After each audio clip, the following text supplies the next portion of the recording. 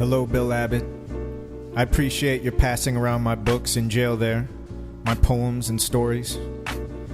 If I can lighten the load for some of those guys with my books, fine. But literature, you know, is difficult for the average man to assimilate, and for the unaverage man too.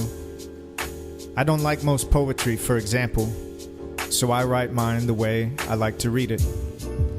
Poetry does seem to be getting better, more human. The clearing up of the language has something to do with it. W.C. Williams came along and asked everybody to clear up the language. Then I came along. But writing's one thing, life's another. We seem to have improved the writing a bit, but life, ours and theirs, doesn't seem to be improving very much. Maybe if we write well enough and live a little better, life will improve a bit, just out of shame. Maybe the artists haven't been powerful enough. Maybe the politicians, the generals, the judges, the priests, the police, the pimps, businessmen have been too strong. I don't like that thought. But when I look at our pale and precious artists, past and present, it does seem possible. People don't like it when I talk this way, Chinaski. Get off it, they say. You're not that great. But hell, I'm not talking about being great. What I'm saying is that art hasn't improved life like it should. Maybe because it has been too private?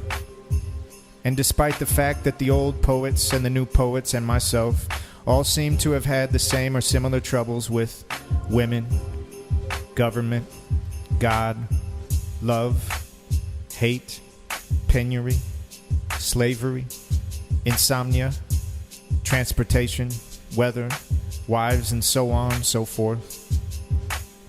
You write me now that the man in the cell next to yours didn't like my punctuation, the placement of my commas especially, and also the way I digress in order to say something precisely.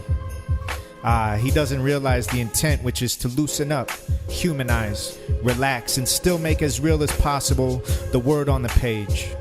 The word should be like butter, or avocados, or steak, or hot biscuits, or onion rings, or whatever is really needed. It should be almost as if you could pick up the words and eat them. There is some wise ass somewhere out there who will say, if he ever reads this, Chinaski, if I want dinner, I'll go out and order it. However, an artist can wander and still maintain essential form. Dostoevsky did it. He usually took 3 or 4 stories on the side while telling the one in the center, in his novels, that is.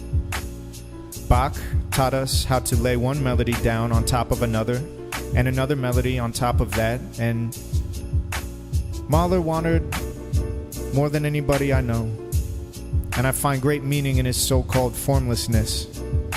Don't let the form and rule boys like that guy in the cell next to you put one over on you.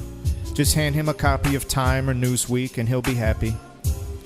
But I'm not defending my work to you or to him. I'm defending my right to do it in the way that makes me feel best. I always figure if a writer is bored with his work, the reader is going to be bored too. And I don't believe in perfection. I believe in keeping the bowels loose. So I've got to agree with my critics when they say I write a lot of shit. You're doing 19 and a half years. I've been writing about 40. We all go on with our things. We all go on with our lives.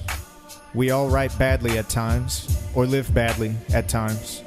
We all have bad days and nights. I ought to send the guy in the cell next to yours the collected works of Robert Browning for Christmas. That'd give him the form he's looking for. But I need the money for the track. Santa Anita is opening on the 26th, so give him a copy of Newsweek. The dead have no future, no past, no present. They just worry about commas. And have I placed the commas here properly, Abbott? Comma, comma, comma, comma, comma, comma, comma, comma, comma, comma, comma, comma, comma, comma, comma, comma, comma, comma, comma, comma.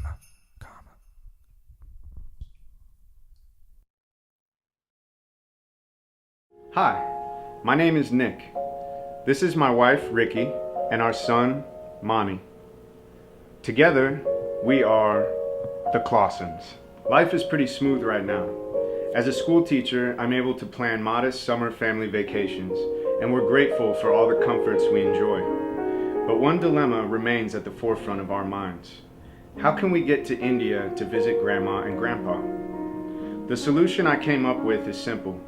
Combine my dedication to family with my dedication to art. In this case, the art of rhyme.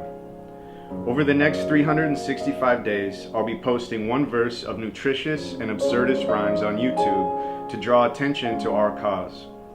During the final 60 days of this year-long marathon, I'll open up an Indiegogo campaign where people can donate money to help us fly overseas. Any donations past our goal will be donated to local orphanages in India, which will not only help those in need, but will be a priceless opportunity for us as parents to teach our son how to give when we can. So that's it. It's that simple. Thank you for watching, and I hope to hear from you on Indiegogo starting April 2nd, 2015, when the campaign begins.